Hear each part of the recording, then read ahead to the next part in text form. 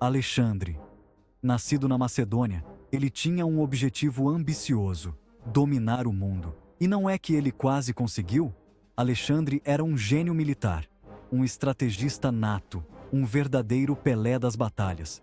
Aos 20 anos, assumiu o trono após a morte do pai, Felipe II, e já começou a mostrar para o que veio. Sua primeira vítima? A poderosa Pérsia, comandada pelo rei Dário III.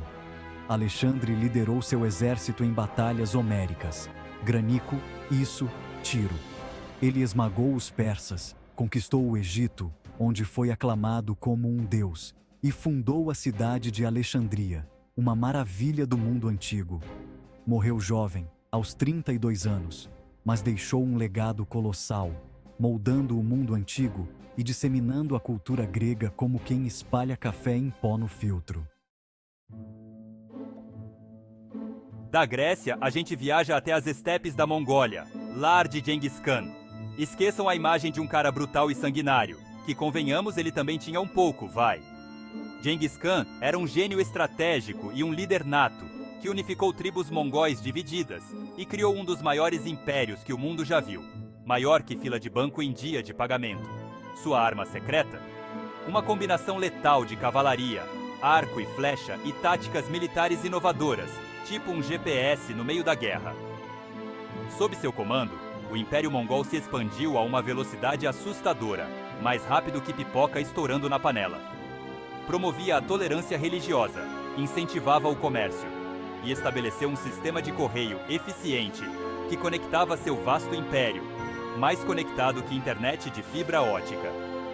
Genghis Khan morreu em 1227, mas seu império continuou a se expandir sob seus sucessores, um legado que nem a muralha da China conseguiu conter.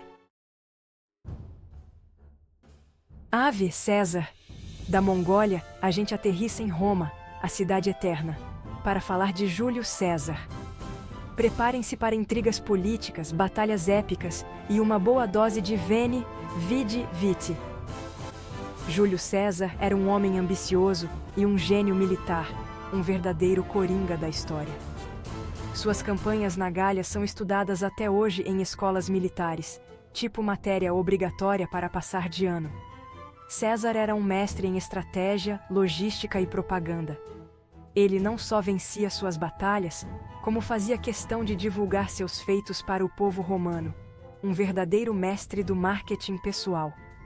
Após suas vitórias militares, César marchou sobre Roma, desencadeando uma guerra civil que mudaria para sempre o destino da República Romana, tipo um fla-flu da antiguidade. Ele implementou uma série de reformas políticas e sociais, centralizando o poder e expandindo a cidadania romana. Era como se ele estivesse formatando o sistema operacional do Império. Em 44 a.C., ele foi assassinado por um grupo de senadores, abrindo caminho para o surgimento do Império Romano. Um fim trágico para um líder tão grandioso. Capítulo 4. Napoleão Bonaparte. Da Córcega para o mundo. As conquistas do pequeno grande imperador. Da Roma antiga, a gente dá um pulo para a França do século XVIII para conhecer a trajetória meteórica de Napoleão Bonaparte. Nascido na Córcega, Napoleão era um gênio militar com uma ambição sem limites. Ele liderou campanhas vitoriosas na Itália e no Egito, consolidando sua reputação de estrategista brilhante.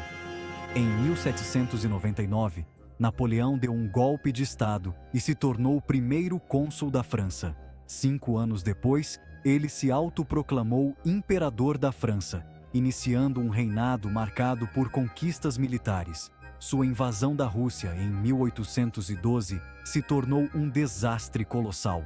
Derrotado e exilado, Napoleão foi derrotado na Batalha de Waterloo, marcando o fim de seu império. Capítulo 5. Aníbal Barca. O terror de Roma. Elefantes, estratégia e vingança. Nas guerras púnicas, Aníbal Barca quase colocou Roma de joelhos. Em 218 a.C., ele atravessou os Alpes com elefantes de guerra, chocando o mundo. Aníbal infligiu derrotas humilhantes aos romanos, incluindo a Batalha de Canas, mas Cipião africano mudou o jogo, derrotando Aníbal na Batalha de Zama. Capítulo 6. Tamerlão, o terror da Ásia Central, conquistas, crueldade e um império efêmero. No século XIV, Tamerlão, o senhor da guerra, construiu um império com sangue e terror. Um verdadeiro pesadelo ambulante. Tamerlão, ou Timur o Manco, era um líder militar turco-mongol com uma ambição desmedida e uma reputação de crueldade sem igual. Ele afirmava ser descendente de Genghis Khan e sonhava em construir um vasto império.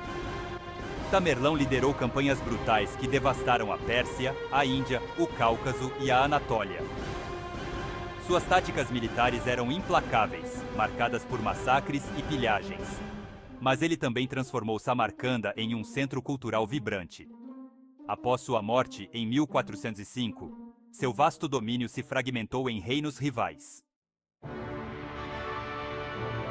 Capítulo 7. Saladino, o sultão honrado, reconquistando Jerusalém e enfrentando os cruzados. Da Ásia Central, a gente desembarca no Oriente Médio do século XII, em meio ao fervor das cruzadas, para conhecer a história de Saladino, o sultão curdo que se tornou um ícone de resistência muçulmana e um exemplo de liderança honrada. Um verdadeiro exemplo de retidão e bravura. Saladino era um líder militar e político brilhante, conhecido por sua coragem, piedade e senso de justiça. Mesmo em tempos de guerra, um verdadeiro exemplo de conduta. Ele unificou o Egito e a Síria sob seu domínio, criando um poderoso império capaz de fazer frente aos cruzados europeus que controlavam Jerusalém, unindo forças como quem junta água no sertão. Em 1187, Saladino liderou seus exércitos em uma campanha épica para reconquistar a Terra Santa, uma verdadeira epopeia digna dos grandes poetas. Na Batalha de Hattin, ele aniquilou o exército cruzado, abrindo caminho para a retomada de Jerusalém, uma vitória histórica para o mundo muçulmano. Saladino morreu em 1193, deixando um legado de tolerância, justiça e liderança inspiradora, um exemplo a ser seguido por todos. E aí, galera? Chegamos ao fim dessa viagem alucinante pela história, explorando a vida e as conquistas de 7 dos maiores conquistadores que o mundo já viu. Cada um com suas peculiaridades e feitos incríveis. De Alexandre, o Grande, a Saladino, passando por Genghis Khan, Júlio César, Napoleão, Aníbal e Tamerlão. A gente mergulhou de cabeça em um turbilhão de batalhas, estratégias militares e muita ambição. Foi um verdadeiro banquete histórico. Cada um desses líderes deixou sua marca na história, moldando civilizações, expandindo fronteiras e, infelizmente, derramando muito sangue pelo caminho, um preço alto a se pagar pela glória. Mas o que podemos aprender com a história desses conquistadores? Acima de tudo, que a busca pelo poder e pela glória pode ser um caminho perigoso, e que a verdadeira grandeza reside em usar a força para construir, e não para destruir, um ensinamento atemporal. E aí, qual desses conquistadores te impressionou mais? Conta pra gente nos comentários. Queremos saber a sua opinião. Obrigado por assistir e não se esqueça de se inscrever no canal para mais conteúdos históricos. Até a próxima! Fiquem ligados!